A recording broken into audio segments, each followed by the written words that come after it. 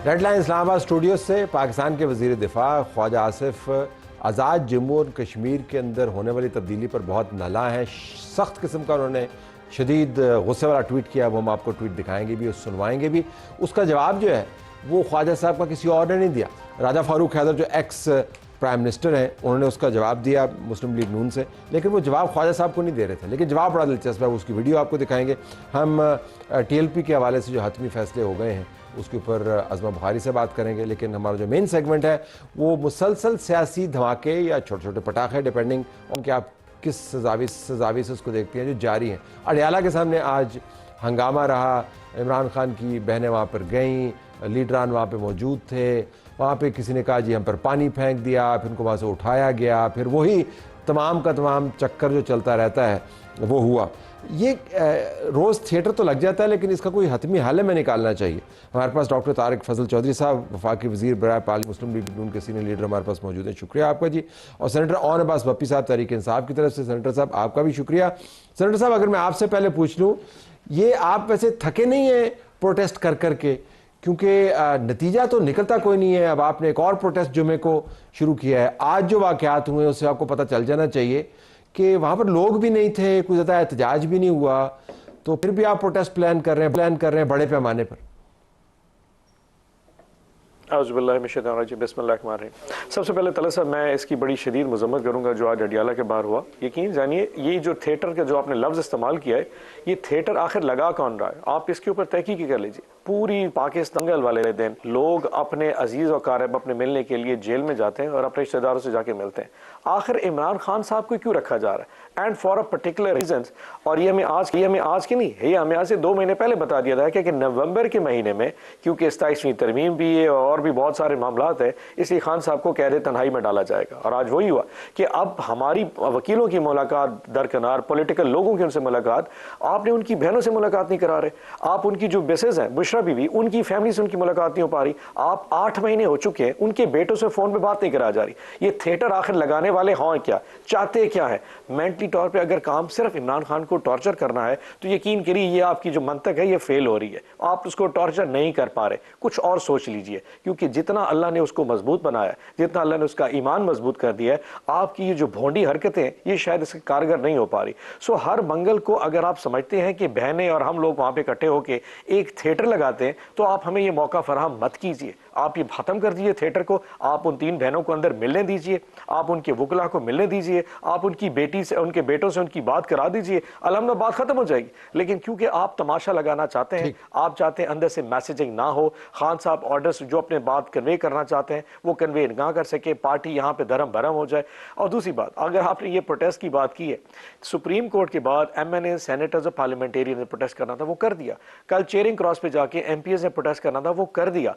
और इसके अलावा प्रोटेस्ट जो होता है और क्या हो सकता है? आपने एक जाके कोई जंग तो थोड़ी लगनी है, आपने अपना जाके एहतजाज ही रिकॉर्ड कराना है। और इस वक्त पाकिस्तान में सबसे बड़ा एहतजाज कहाँ रिकॉर्ड हो सकता है? वो सुप्रीम कोर्ट है। ये वो जगह है जहां पे जमहूरियत को कत्ल किया गया था। आज 27वीं तरमीम के लिए तारिक फजल चौधरी साहब आए बैठे हैं, तो मैं समझ नहीं पा रहा था कि कोई भी मेरा दोस्त जो पाकिस्तान में देखे हैं उसको जस्टिफाई कैसे करता है। आज और कल जो प्रोटेस्ट हमने देखे हैं उसी किस्म के प्रोटेस्ट आप जारी रखेंगे जो आपका हक है? क्योंकि आपने कहा ना जी कि हमने कोई टेक ओवर तो नहीं कर लेना या हंगामा तो नहीं करना, तो आपके पहले प्रोटेस्ट के जो मकासद, डिक्लेयर्ड मकासद और जो तरीकाकार था वो इससे बहुत मुख्तलिफ था।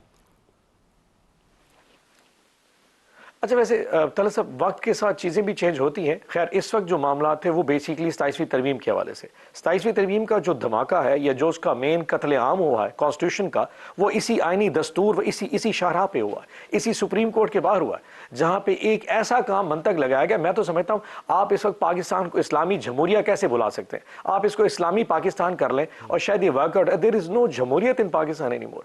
आपने जिस तरीके से, और मज़े की बात यह है कि जितने दोस्त हमारे बैठे, मैं तारिक फजल चौधरी साहब की बात कर रहा था, जब ये टॉक शो पे जाके इसको रेजिस्ट करते हैं, इस पे ऊपर रैशनल क्रिएट करते हैं कि हमने क्यों कर वोट दिया, यकीन जाने आज से 10 साल बाद ये बैठ के कोसेंगे अपने आप को, ये पीटेंगे कि आपने तारीख में वो काम कर दिया जिसको नस्लों ने भुगतना है। आपने पाकिस्तान में एक ऐसी जमहूरियत और ऐसी जुडिशरी क्रिएट कर दी है जो अब के एग्जीक्यूटिव के कंट्रोल में। सो अब हम सारे के सारे प्यादे किस तरह मूव करेंगे पाकिस्तान में, वो जो 3 पिलर्स है, अल्टीमेटली वो 3 पिलर खत्म हो गए। हम सब उस तरह मूव करेंगे कि चेस पे कोई भी कहेगा घोड़ा इधर से इधर चला जाएगा, नहीं चलेगा तो उठा के बाहर। मुस्तकबिल की भयानक तस्वीर आपने खींची है, ये तस्वीर में डॉक्टर तारिक फजल चौधरी के सामने रखता हूं, जो सुन भी रहे हैं और तहकीक कर रहे हैं अपने फोन के ऊपर कि आपके जो सख्त कलमात हैं उनका जवाब क्या दें। तो डॉक्टर साहब पहले इसके ऊपर मैं बार बार प्रोग्राम में इसरार करता हूँ कि वाकईतन बुरी तस्वीरें हैं, वहाँ पे बैठे हुए हैं लोग और चल रहा है और मंगल को होता है और हर मतलब आप नहीं मुलाकात करवाते, वो कहते हैं आप ये मुलाकात करवा दें तस्वीरें ख़त्म हो जाएंगी। बिल्कुल सही कह रहे हैं, लेकिन मसला ये है कि सवाल मैं आपसे करता हूँ सेंटर साहब से भी कि अगर इमरान खान साहब से उनकी बहनें मिल लेती हैं या बुशरा बीबी से उनकी फैमिली के लोग जैसे वो कह रहे हैं मिल लेते हैं, तो इससे हुकूमत की सेहत पे क्या फ़र्क पड़ता है? कोई फ़र्क नहीं पड़ता। पहले तो ये मैं वाज़ेह कर दूँ आपको। दूसरी बात यह है कि इनकी फैमिली की और वकला की तवातर से मुलाकातें होती हैं, ये एक तयशुदा बात है। बाकी जेल मैनुअल के मुताबिक वहाँ पे बाकी भी जो कैदी हैं उन्हें भी डील किया जाता है। 8,500 कैदी हैं इस वक्त वहाँ पे। 2 बंदे अगर एक कैदी की फैमिली से आएँ तो 17,000 उनकी नकलो हरकत हो रही है अडियाला जेल के अंदर और बाहर। ठीक है जी, वो भी जेल सुपरिटेंडेंट ने किसी चैनल के थ्रू उसको भी मैनेज करना होता है। अगर आप मिसाल के तौर पे मंगल का दिन है, फैमिली ने मिलना है, उनके साथ अगर जनाब आप पार वर्कर ले जाते हैं, शारा आम है, जेल के गेट बंद, वो बंद, धरने शुरू, तो ये सीन अगर आप क्रिएट करेंगे तो फिर वहाँ पे इस तनाव को, इस कैफियत को कंट्रोल करना सबसे पहले इंतज़ामिया के लिए चैलेंज होता है। वो हमारी पुलिस हो, वो जेल की इंतज़ामिया हो, फिर अगली जो मुलाकात है या नहीं वो बाद में चली जाती है। तो आप कह रहे हैं कि 4 बंदों के नाम आते हैं वो ले जाया करें मुलाकात 100%। मैं आपको अर्ज कर चुका हूँ कि गवर्नमेंट को क्या फ़र्क पड़ता है। ये मतलब एक को मुझे रैशनल बता दे, वो कहते हैं खौफजद हैं, वो अंदर से हिदायत जारी करेंगे, फिर हिदायत के बाद हंगामा होगा, आप उससे मतलब जितनी अफरा तफरी और जितनी अबतरी इमरान खान साहब जेल में बैठ के भी फैलाने की कोशिश कर चुके हैं, इससे ज़्यादा वो क्या करेंगे?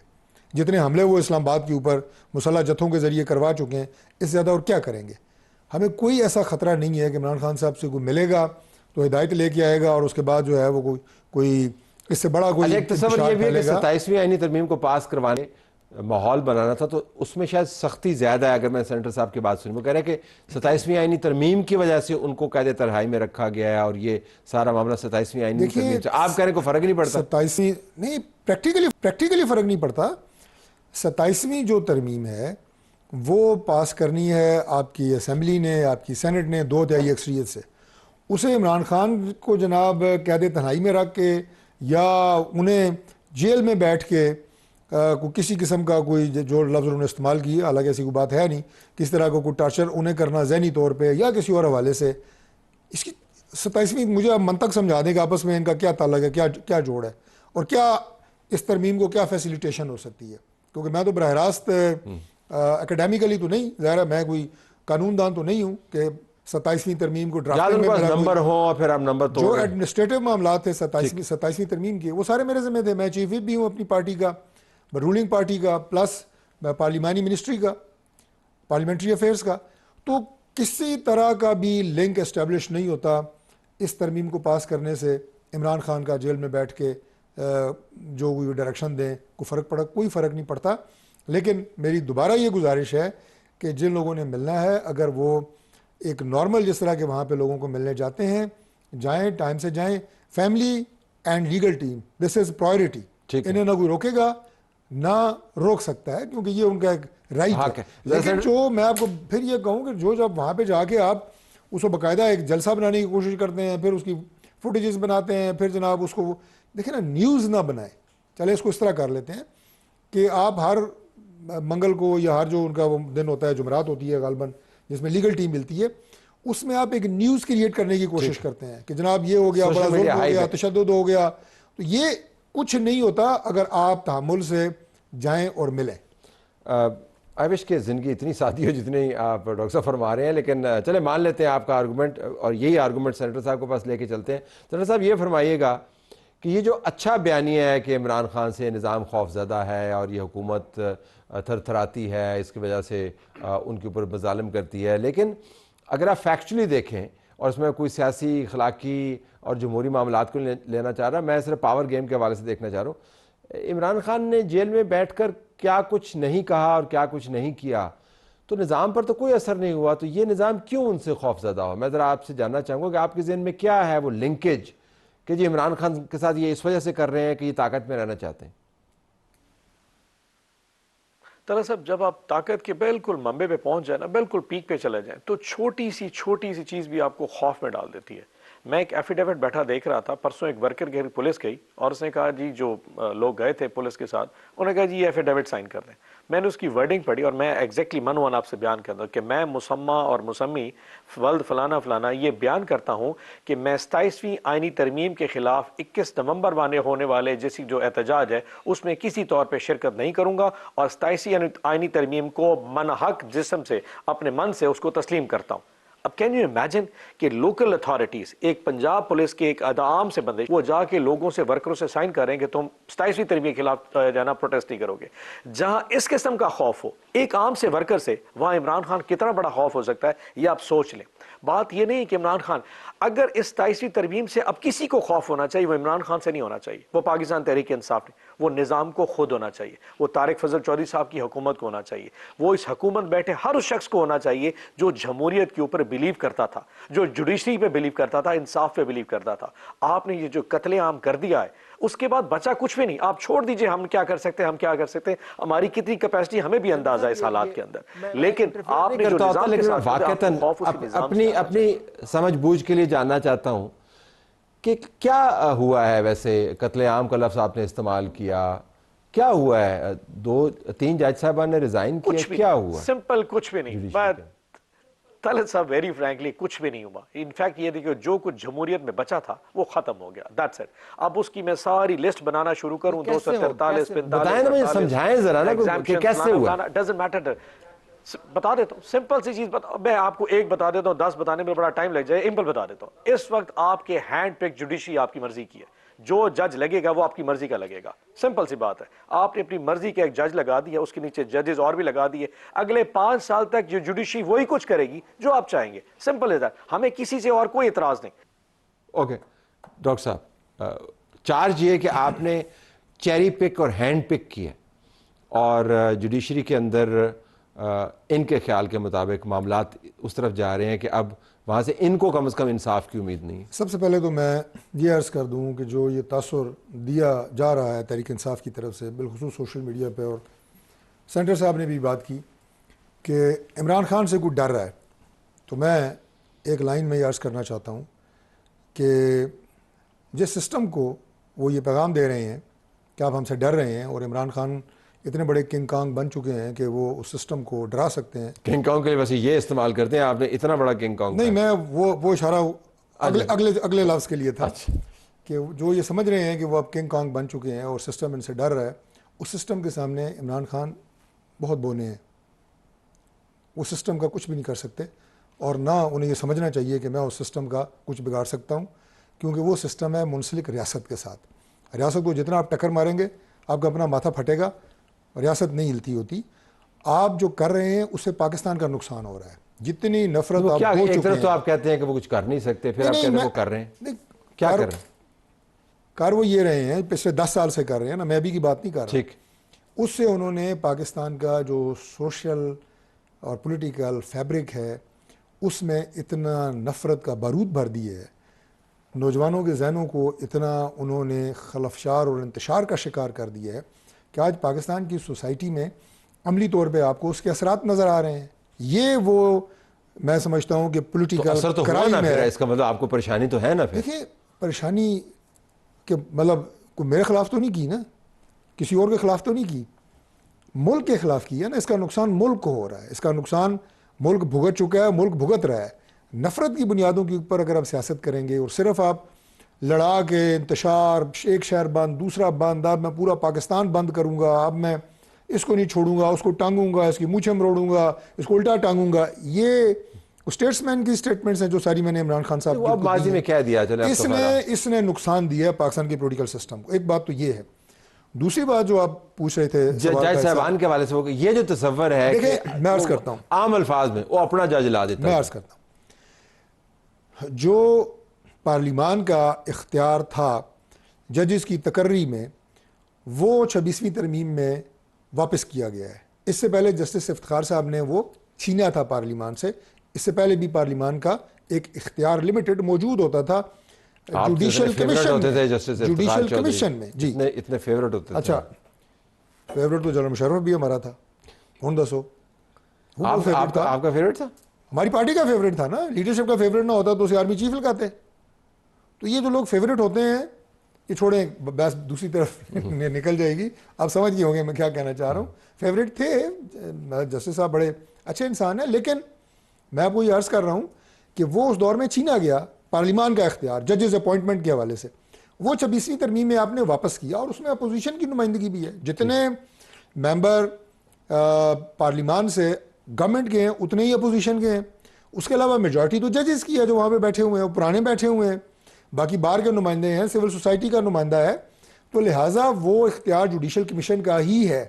जजेस की अपॉइंटमेंट, जज को फारिग करना है वो भी कमीशन करेगा। और अब हमने जो दूसरी चीज़ डाली है कि जज ट्रांसफर हो सकता है, वो भी कमीशन करेगा, प्राइम मिनिस्टर नहीं करेगा। It's not the executive authority of the prime minister, commission ही करेगा। तो कौन सा जनाब कत्लेआम हो गया इसमें इंसाफ का? ये कमीशन का सेनेटर साहब से पूछ ले। सेनेटर साहब, ये कमीशन का अब उसमें अपोजिशन की भी नुमाइंदगी है और आपके मेंबरान के मैंने नाम भी पढ़े हैं, तो वो जाएंगे फिर कमीशन का हिस्सा बनेंगे? क्योंकि आपने तो जिस किस्म का तस्वर खींचा है और तस्वीर बनाई है आपने, तो उसमें तो लगता है कि ना उस कोर्ट के सामने आप पेश होंगे, ना उस कोर्ट के निज़ाम के साथ आप किसी किस्म का कोई हाथ मिलाएंगे, बस वो ना है। लेकिन उसके कमीशन में तो आपके जुडिशल कमीशन में आपके मेंबरान के नाम है। तला साहब, वैसे आप मुझसे जब सवाल पूछ रहे थे, आप अपने आप से भी शायद सवाल पूछ रहे होंगे कि जब इस वक्त फेडरल कॉन्स्टिट्यूशन कोर्ट को बनाया गया, इसानी कोर्ट को, और उसमें जितने जजेस की अब अपॉइंटमेंट ही है, इसमें कौन सा मेरिट है? इसको किसने लगा? इससे पहले जुडिशल कमीशन ऑफ पाकिस्तान था या सुप्रीम जुडिशल काउंसिल थी?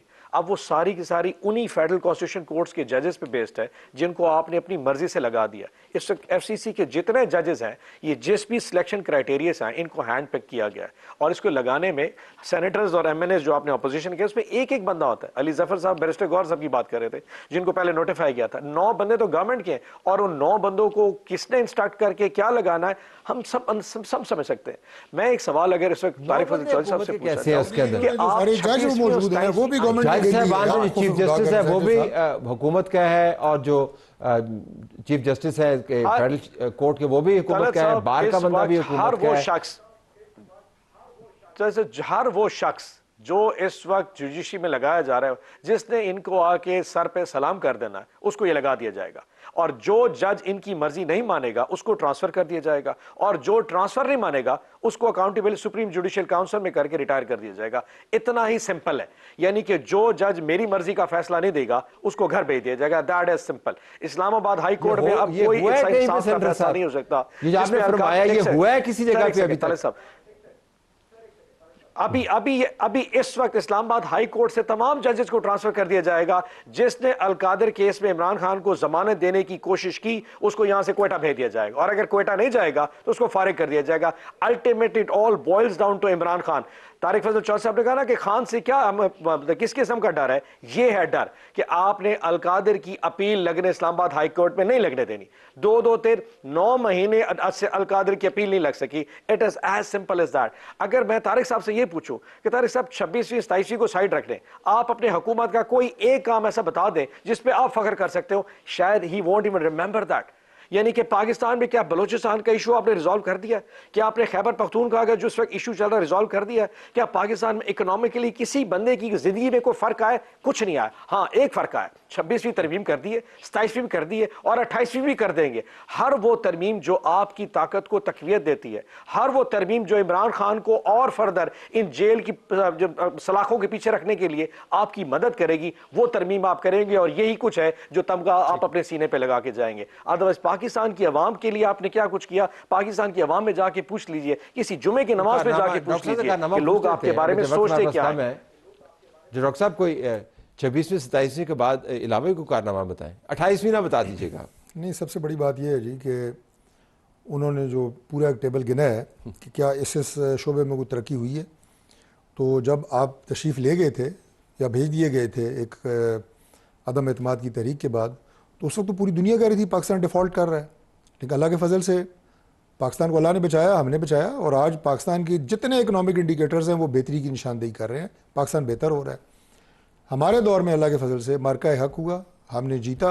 उसके बाद पाकिस्तान की जो पजीराई हुई इस्लामी ममालिक के ब्लॉक में, पूरी दुनिया में, आज पाकिस्तान की इज़्ज़त है। आपके दौर में और आज के दौर में अगर आप कंपेयर करेंगे, यकीनन पाकिस्तान आगे बढ़ा है। पाकिस्तान की हर फोरम के ऊपर अल्लाह ने पाकिस्तान को इज़्ज़त दी है और मज़ीद देंगे इंशाअल्लाह ताला। और आखिरी बात यह कि जो अब बार बार कह रहे हैं ना इमरान खान से डर की वजह, तो कहते हैं कि अलकादर ट्रस्ट की वजह से आपने 27वीं आईनी तरमीम की, जिसके बाद आपने उन जजेस को ट्रांसफर किया, वो अलकादर ट्रस्ट के ऊपर आ गए। देखें, अगर आपके जहन में इस हद तक जो है वो पार्टिजन भरा हुआ है कि आप जो ऑनरेबल जज साहिबान हैं सुप्रीम कोर्ट के, उन्हें भी आप कह रहे हैं कि हुकूमत के नुमाइंदे बैठे हैं, तो फिर इसका तो कोई इलाज नहीं किया जा सकता ना कि एक माइंड सेट है। मैं सेनेटर साहब की नहीं, उनकी जमात की बात कर रहा हूँ, वो जमात की नुमाइंदगी कर रहे हैं। इसका इस माइंड सेट का तो कोई इलाज नहीं है। वो ऑनरेबल जजेज़ हैं, वो जजेस की तकर्री के ऊपर उनकी अक्सरियत है। हमारी नुमाइंदगी गवर्नमेंट की उतनी ही है जितनी अपोजिशन की नुमाइंदगी है। बाहर का जो नुमाइंदा है वो कभी आप क्लेम करते हैं हमारा जीता, अगर आपका जीतेगा तो आपका बैठा होगा, अगर हमारा कोई जिसको हम सपोर्ट कर रहे होंगे वो जीता तो हमारा, ये बात चीज़ें चलती रहती हैं। ये कोई गवर्नमेंट की कोई ऐसी इदारा या बोर्ड नहीं है जो प्राइम मिनिस्टर करेंगे। वैसे जो इस्लामाबाद हाई कोर्ट से, देखिए मैं तो वैसे मेरा ना ये मेरा शोबा है ना ये मेरी वजारत है, तो इस सिलसिले में मैं कोई कमेंट नहीं कर सकता। लेकिन ख्वाहिश क्या है वैसे? मेरी क्या ख्वाहिश होनी है? वैसे जानना चाह रहा हूं। मेरा कोई ऐसा केस भी नहीं है वहाँ पे। मासूम सा जवाब है। आपका बहुत शुक्रिया, आपका बहुत शुक्रिया। नाज़रीन, प्रोग्राम हमारा जारी है।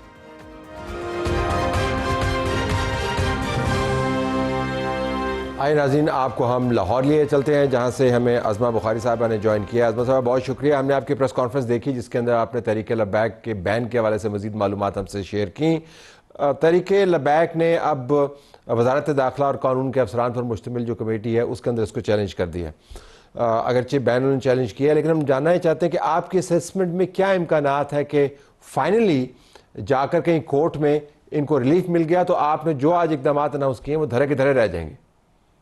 बहुत शुक्रिया तलत साहब। देखिए, मैं नहीं समझती कि इस पूरी दुनिया में कोई ऐसी कोर्ट हो सकती है जो इस किस्म के जिसमें हमेशा एक ट्रैक रिकॉर्ड हो जिस जमात का फसाद करने के लिए, रियासत के खिलाफ जो है वो हथियार उठाने के लिए, रियासत को पैरालाइज करने के लिए और मार धार करने की जिनकी एक हिस्ट्री हो, उसको कोई भी अदालत रिलीफ दे सकती है।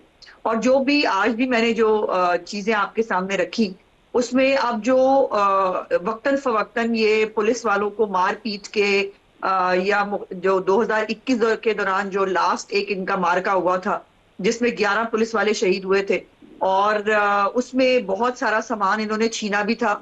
इस दफा भी जब ये आए थे तो आपने देखा बहुत सारी गाड़ियों को आग लगाई गई, बहुत लूटमार की गई, प्राइवेट लोगों की गाड़ियां छीनी गई। तो वो वो मैंने आज दिखाया भी है, वो असलहा भी, वो जो बुलेट प्रूफ जैकेट्स हैं वो भी, टीयर गैस के शेल्स भी थी, ये तमाम चीजें जो है वो इनसे अभी रिकवर भी हुई हैं।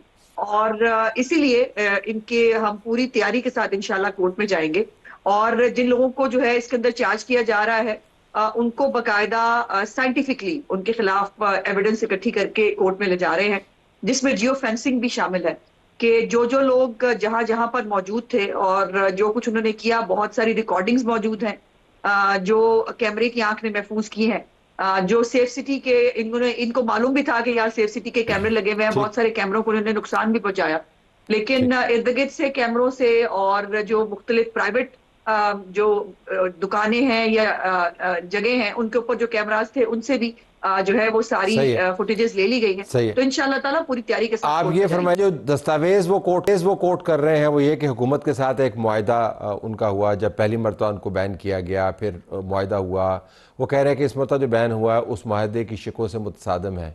तो हुकूमतें कभी बैन करती हैं, फिर मुआहदे करती हैं, फिर बैन करती हैं, फिर मुआहदे करती हैं, तो ये मामला जब अदालत में जाएंगे, अगर जाते हैं तो केस कमज़ोर नहीं हो जाता?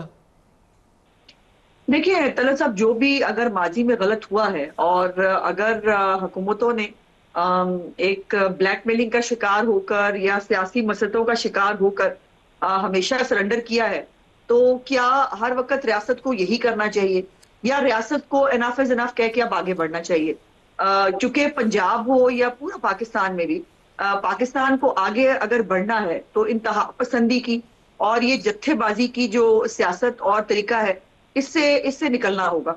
और इसके अंदर मैं समझती हूँ कि अगर जो पहले भी गलतियां रियासत से, हुकूमतों से हुई हैं, उसको अगर रेक्टिफाई करने का अभी भी इट्स नेवर टू लेट, और अगर ये फैसला कर लिया गया है तो ये बहुत खुशाइन है। ये फरमाएगा कि इस तंजीम की तमाम पॉलिसियाँ इसके सरबराह के गिर्द घूमती थी, अब वो आपको मिल नहीं रहे, तो वो कहाँ पे छुप गए हैं? जो एजेंसियाँ दहशतगर्दों को पकड़ लेती हैं, तो आपकी नाक के नीचे से गायब हो गए, तो किधर हैं ये लोग? पंजाब में तो नहीं है। दरअसल मैंने कई दफा गुजारिश की है कि पंजाब में वो किसी सूरत में नहीं है। और उसके बाद देखिए, आजकल बहुत सारी ऐसी टेक्निक्स और ऐसी चीजें हैं जिसके अंदर बहुत सारे लोग, सियासी हो या गैर सियासी हो, वो भी बहुत बहुत अरसा तक जो है वो गायब रहते हैं और फिर अल्टीमेटली कहीं ना कहीं किसी ना किसी दिन तो पकड़े जाते हैं। पकड़े तो उनको जाना है, अब वो किस दिन है ये गॉड नोज। लेकिन इसमें इस सारी चीज के साथ साथ जो एक बहुत अच्छी चीज हुई है, जो मैं पता नहीं आप मुझसे इसके बारे में सवाल करेंगे या नहीं, लेकिन मैं चाहती हूँ कि मैं जरूर आपके साथ उसको शेयर करूं।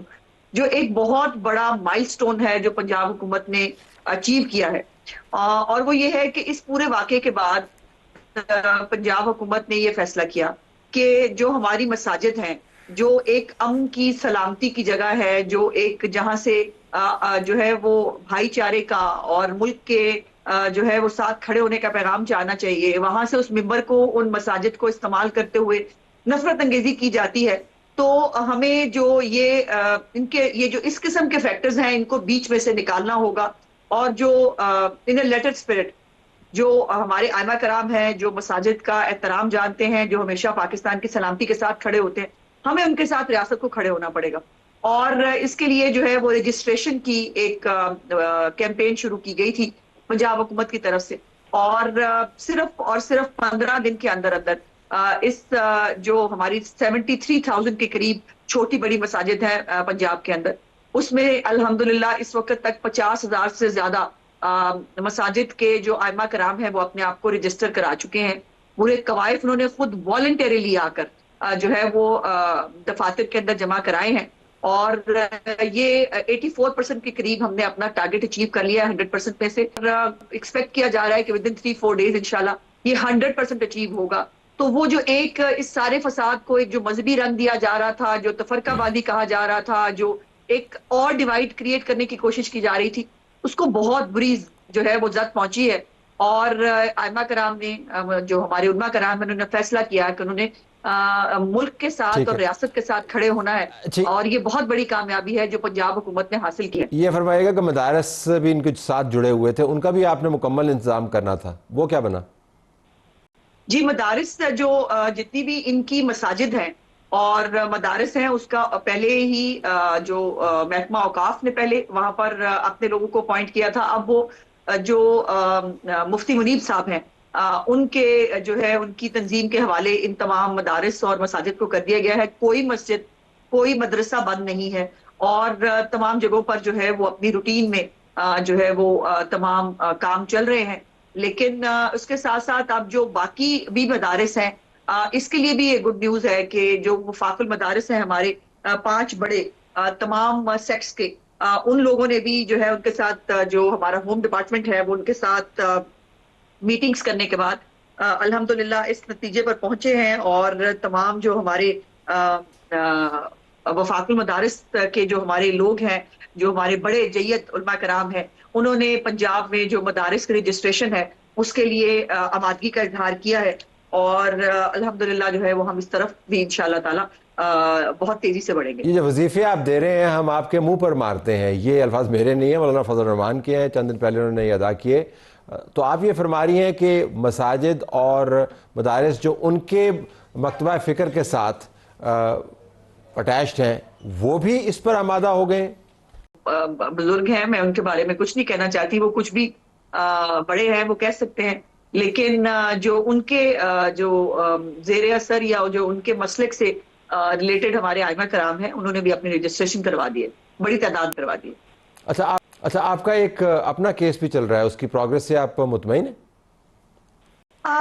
मुतमईन किसी हद तक चले, आप कह सकते हैं कि मैं मुतमईन हूँ इस हद तक कि कम से कम जो लोग इसके अंदर मौजूद थे वो कम से कम कानून के जो है वो कटहरे में आए तो सही। और उसके ऊपर chief justice of Lahore high court जो है उन्होंने उसके ऊपर मेरे केस पे डे टू डे हियरिंग का भी जो है वो हुक्म दिया है। अभी तक तो मुखालिफ वकला जो है वो भाग रहे हैं उससे, लेकिन हम डे टू डे हियरिंग के लिए भी तैयार है।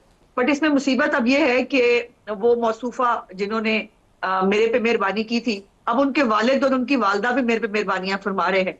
उनके वालिद इकराम ने कुछ दिन पहले मेरे बारे में जितनी गंदी और बेहुदा गुफ्तगू की है, ना वो उनकी उम्र को कहीं से जो है वो सूट करती थी, ना एक बेटियों के बाप को इस तरह की गुफ्तगू जो है वो करती है। लेकिन जाहिर है फिर मैं ये कहने पे मजबूर हूं कि शायद बच्चियों की तालीम और तरबियत ही ऐसी हुई है, जो वो कर रही है उसमें उनकी गलती नहीं है। और अब ये कोई 8-10 मरतबा हो गया, उनकी वालदा ने भी मेरे बारे में, उनके वालिद साहब ने भी बहुत कुछ फरमा दिया है। अब मैंने आज एक नोटिस भिजवा दिया है जो उनके वालिद साहब को भी, उन्होंने मेरे बारे में जो गंदे और घटिया इल्जामात लगाए हैं, मैं उम्मीद करती हूँ कि वो अब कोर्ट में उसको साबित कर पाएंगे। अज़मा साहबा, बहुत शुक्रिया आपने हमें ज्वाइन किया। नाज़रीन, अब वक्त है ट्वीट और वीडियो का। ट्वीट हम आपको पहले दिखा और सुना देते हैं क्योंकि पाकिस्तान के वज़ीर दिफा का ये ट्वीट है और बात कर रहे हैं आज़ाद जम्मू कश्मीर के अंदर जो नई हुकूमत बनी है। सुनिए और देखिए वो क्या कह रहे हैं। आज़ाद कश्मीर की क्या सियासत है। कल तक जो वज़ीर आज़म का काबीना में रुकन था वो इसके खिलाफ तहरीक अदम एतमाद में वोट देता है और ख़ुद वज़ीर आज़म बन जाता है। अदम एतमाद एक शख्स के खिलाफ नहीं, हुकूमत और काबीना के खिलाफ बनता है। इक़्तिदार की म्यूजिकल चेयर्स ने सियासतदानों के ज़मीर मुर्दा कर दिए हैं। बड़ा स्ट्रॉन्ग ट्वीट है, लेकिन ये ज़मीर मुर्दा करने का प्रोसेस था क्या? जो साबिक वज़ीर आज़म है आज़ाद जम्मू एंड कश्मीर के और मुस्लिम लीग नून से मुंसलिक सीनियर रहनुमा राजा फ़ारूक हैदर, उन्होंने गुज़िश्ता रोज़ असम्बली में तकरीर करते हुए बताया क्यों कि ज़मीर मुर्दा क्यों हुए। और भाई आपके पास 27 मेंबर मौजूद थे अपने नए कायदे, वरना आपको इतना गठा जमा करने की क्या जरूरत है? आपको जैसे मसूफ जो चले गए इनके लिए किया, हमने कब उनको वोट देना था? आज भी नहीं देना था। और आज जो वोट दिया है, ये जो निकाह हुआ है, इसके निकाह ख्वाह है आसिफ जरदारी साहब और शहबाज शरीफ साहब। ये हमने पार्टी की क़यादत के कहने पर वोट डाला। मैं इससे आगे कुछ नहीं कहूँगा। या तो ख्वाजा साहब फारूक हैदर से बात कर लें या फारूक हैदर जो है ख्वाजा साहब से बात कर लें या दोनों मिलकर प्राइम मिनिस्टर और सदर से बात कर लें। इजाज़त चाहते हैं। अल्लाह हाफ़िज़।